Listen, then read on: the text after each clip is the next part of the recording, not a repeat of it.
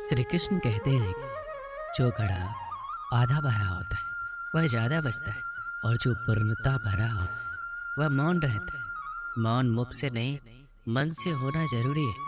सही जगह और सही वजह पर बोलना जरूरी है, वरना चुप रहना ही बेहतर है। ऐसा नहीं है कि बुद्धिमान व्यक्ति बोलना नहीं जानते, वह चुप रहते हैं क्योंकि वह जानते हैं कि उन्हें कहाँ बोलना। जब कुछ कहने को हो तभी कहिए, अगर कुछ कहना चाहते हो तब मत कहिए। वहाँ पर शांत रहना ही समझदारी, जहाँ पर खुद को समझदार समझ रहे। बेतुकी बातों का सबसे बेहतर जवाब ना देना। मौन जरूरी नहीं है, अपितु जरूरत है। सवाल का जवाब शांति से मिलता, बहस करने से जवाब हो जाता। अपने कार्य को मौन रहकर करते रहे, क्योंकि खिलाड़ी खेल पर ध्यान देते हैं, बाहर बैठे दर्शकों की टिप्पणियों पर नहीं। हर बात का जवाब देने बैठ जाएंगे तो कभी लाजवाब नहीं बन पाएंगे। ईश्वर भी हमें अत्यधिक सुनने की सलाह देते, इसी कारण उन्होंने हमें एक मुख और दो कान दिए। शांत रहकर लोगों की नज़रों में बेवकूफ़ दिखना सही है। अगर बहस करने वालों में एक व्यक्ति शांत रहे तो बहस कभी नहीं हो सकती। बोलते समय शब्दों से ज़्यादा समझदारी से काम लेना, इससे आपका वक्त वह उल्लेखनीय हो जाएगा। अपने शब्दों के चयन को लेकर हमेशा चौकन्ना रहे, क्योंकि आपको बोलने का अधिकार है, परंतु इसका अर्थ ये नहीं है कि हम कुछ भी बोल दें। अधूरे ज्ञान से भरा मस्तिष्क मुख से अधिक शब्द कहने पर मजबूर करता, परंतु अधिक ज्ञान से भरा मस्तिष्क मुख से कम ही सही पर मूल्यवान शब्द कहलाता। आपकी वाणी आपकी विजय सुनिश्चित नहीं करती, अपितु आपके कर्म करते हैं। शांत व्यक्ति एक गुत्थी के समान है जो अपने आप में सुलझा हुआ रहता है, लेकिन सारा जमाना उस गुत्थी में उलझा हुआ रहता है। शांति का दूसरा अर्थ संतुष्टि है। संतुष्टि और मन शांति तब मिल जाती है जब हृदय और मस्तिष्क एक ही दिशा में एक ही कार्य में कार्यरत हो। एक मौन व्यक्ति अपनी गलतियों का आकलन कर सकता है, परंतु एक बड़बोला व्यक्ति केवल अपनी झूठी उपलब्धियों का बखान करने में व्यस्त रहता है। एक बेवकूफ खुद को समझदार कहने में वक्त खराब करता, वहीं एक समझदार व्यक्ति कभी खुद को समझदार कहने में वक्त जाया नहीं करता।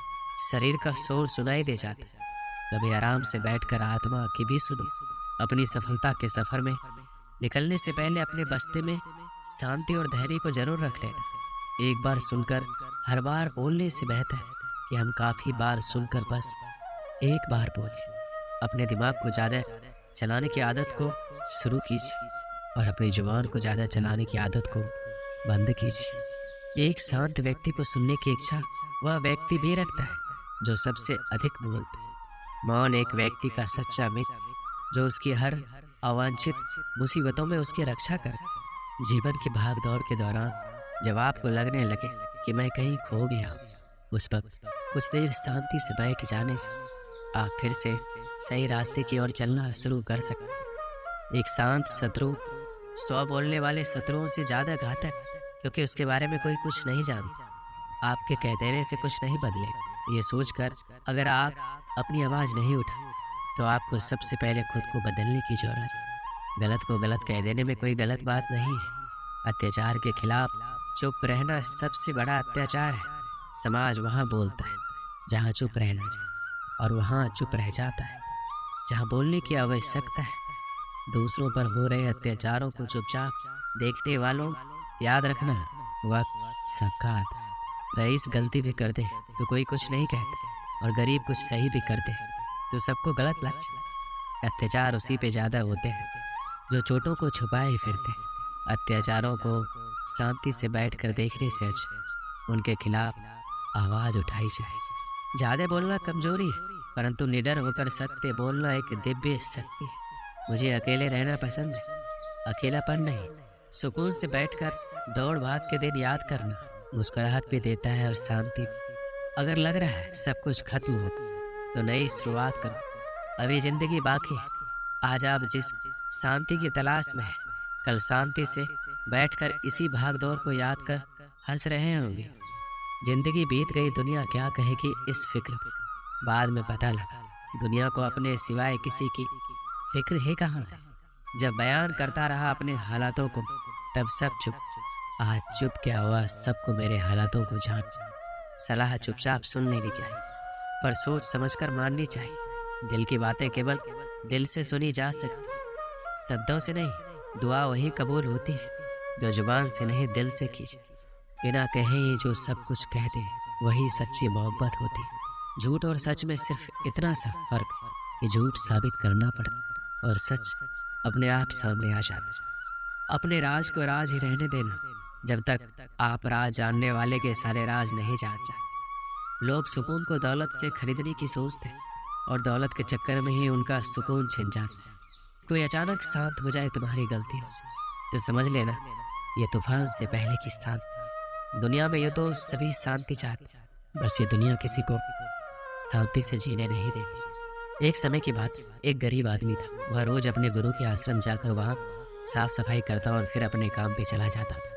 अक्सर वो अपने गुरु से कहता, मुझे आशीर्वाद दीजिए, मेरे पास ढेर सारे धन दौलत आ जाए। एक दिन गुरु ने पूछ ही लिया, क्या तुम आश्रम में इसलिए काम करने आते हो? उसने पूरी ईमानदारी से कहा, हाँ, मेरा उद्देश्य तो यही है कि मेरे पास ढेर सारा धन आ जाए, इसलिए तो आपके दर्शन करने आता हूँ। पटरी पर सामान लगाकर बेचता हूँ, पता नहीं मेरे सुख के दिन कब आएंगे। गुरु ने कहा, तुम चिंता मत करो, जब तुम्हारे सामने अवसर आएगा तब ऊपर वाले तुम्हें आवाज़ थोड़ी लगाएगा, बस चुपचाप तुम्हारे सामने अवसर बोलता जाएगा। ये बात सुनकर युवक चला गया। समय ने पलटा खाया, वो अधिक धन कमाने लगा। इतना व्यस्त हो गया कि आश्रम में जाना ही छूट गया। कई वर्षों बाद वह एक दिन सुबह ही आश्रम पहुंचा और साफ सफाई करने लगा। गुरु ने बड़े ही आश्चर्य से पूछा, क्या बात है, इतने वर्षों बाद आया?